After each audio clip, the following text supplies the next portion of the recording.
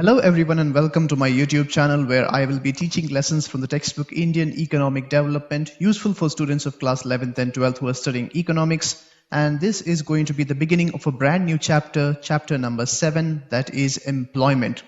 This is a very important chapter in our syllabus as we will be enlightened about many things and many aspects and many details about employment and job opportunities in India. So without wasting much time, let's begin this new chapter. First of all, why should we study about employment? What is the need? First of all, we should remember that human beings are identified by their action, and our work or the job which we do provides us an identity. For example, if a person has chosen to become a teacher, and that in the society where the person works, that person will be identified as a teacher. For example, if a person identifies or chooses to become a doctor, that person in that society will be identified as a doctor, and so our work gives us our identity. Hamari kaam hamara pehchan banti hai. And so employment contributes to increase in income. It also contributes in development of our self-confidence and self-worth, and at the same time it contributes to the growth of the nation. So we are actually going to study in this chapter how employment in India increases our income, how it develops our identity, and how it contributes to the increase of the growth of the nation.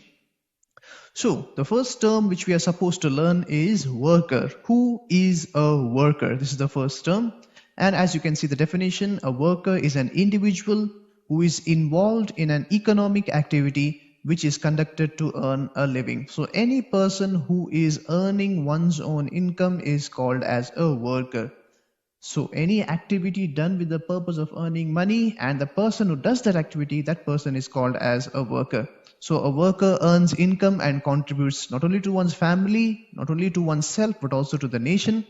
A worker can be self-employed, having one's own business, or a worker can be employed under someone else, like an employee. When a worker creates value, creates goods and services within the boundaries of the country, that will be joined or that will be added to GDP. And if the same worker is working in a foreign country outside the boundaries of one's country, that income will be added to GNP or gross national product.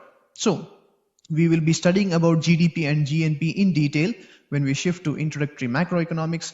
But just for your remembrance, a worker who works inside the boundaries of the country, that one's income will be added into GDP or gross domestic product, while if a worker is outside the boundaries of a country, that person's income will be added to gross national product.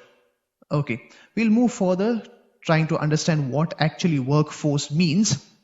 The number of people actually employed at a particular point of time is called as workforce. So in a country, if the number of people who are working are counted, those number of people who are actually having a job will be considered as workforce of the economy. In the world, India has the largest workforce after China, and India's workforce in the year 2020 was 501 million workers. 75% of India's workforce comes from rural areas and villages. If you see the ratio of male and female in workforce, it is 7:3, 7:3, or 70% males and 30% females. If you just see only the women in rural areas, 1/3 of women in rural areas are part of the workforce, while 1/5 of women in urban areas are part of the workforce. We move into the third term. We had worker, we had workforce, and now we have labor force.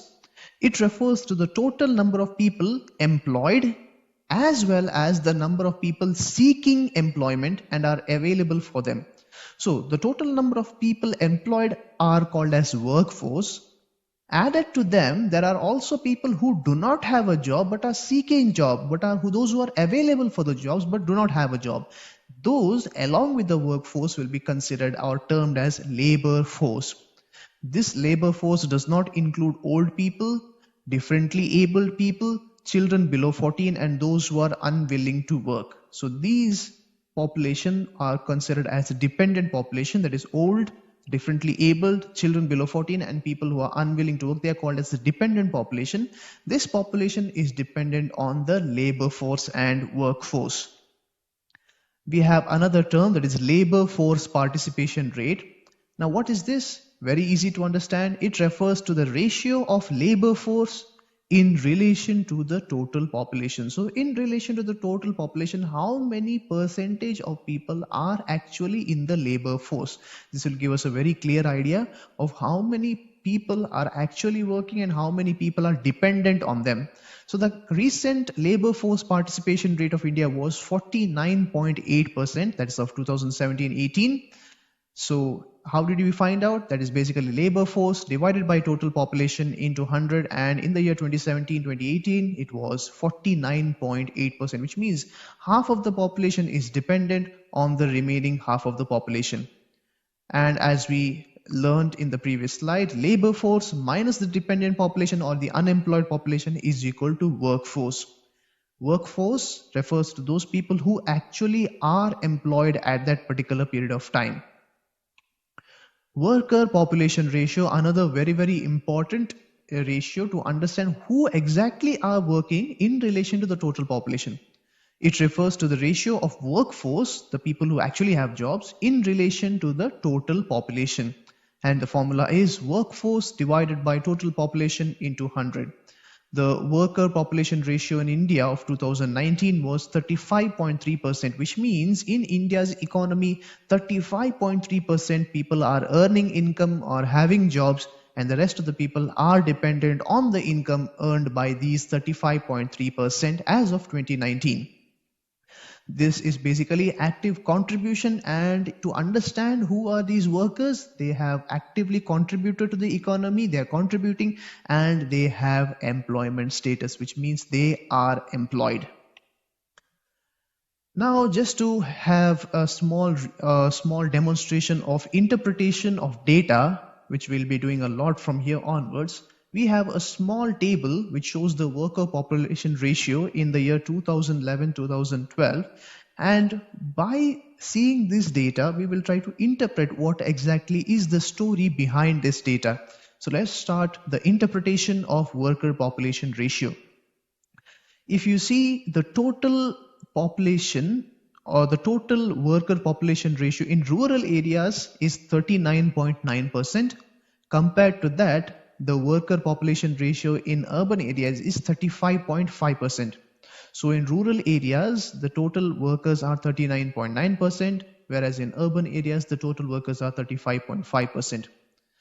Males in both rural and urban total amount to 54.4% and females amount to 21.9%. So the first point is basically comparison of the total worker population ratio in rural areas in comparison to worker population ratio in urban areas. So we are comparing two data here, that is 39.9% in comparison to 35.5%. Now, why is the rural WPR greater than the urban WPR? Why is 39.9% greater than the 35.5%? This is because in urban areas, people wait for employment and they study more.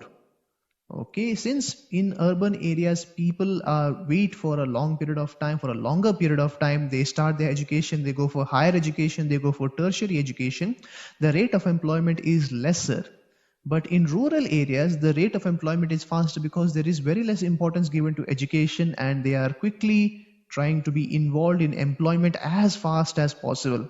So in urban areas, they sacrifice employment for studies, but in rural areas, the opportunity cost or the sacrifice is done for education so that they start working faster. And that is why the worker population ratio in rural areas is greater than that of urban areas. The second data which I want you to compare is the total male worker population ratio compared to total female worker population ratio. We are comparing 54.4% with 21.9%. This is basically showing the difference of males and females because of the prevailing social conditions. Females are discouraged to work. Well, there is a slow change. Trends are slowly changing in a modern world. More and more women are starting to work and becoming more financially independent. But still, you see that gap there, 54.4% in relation to 21.9%. It shows that women or the capabilities of females are underestimated in the Indian economy. It is time that we give more and more opportunity to women to work. The next data which I want you to compare is once again females.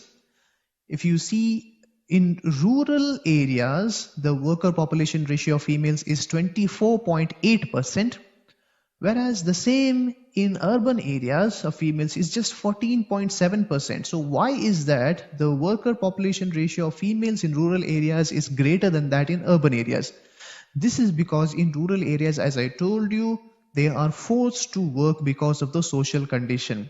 If it is only the man who is working in the rural areas, it is not enough, and that is why the female also is forced to work so that the family can survive in villages.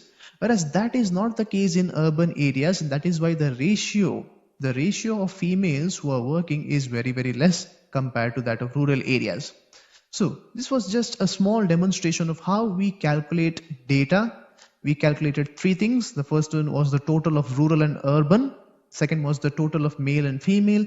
And third was rural female versus urban female. So this is just a small interpretation where we try to understand the story behind the data. This is a very important tool for economists, and this will be very, very helpful for us in our future as economic students as well. So with that, we complete this informational video, the first video where I explained about the basic terms of employment such as worker, workforce, labor force, worker population ratio, and labor force participation rate. In the next video, we will try to learn something about employment and the data of the Indian economy. So thank you so much for tuning till now. If you found this video helpful and educative, please do not forget to like, share, and subscribe so that many more students can benefit from it. Thank you so much. Stay educated and stay safe.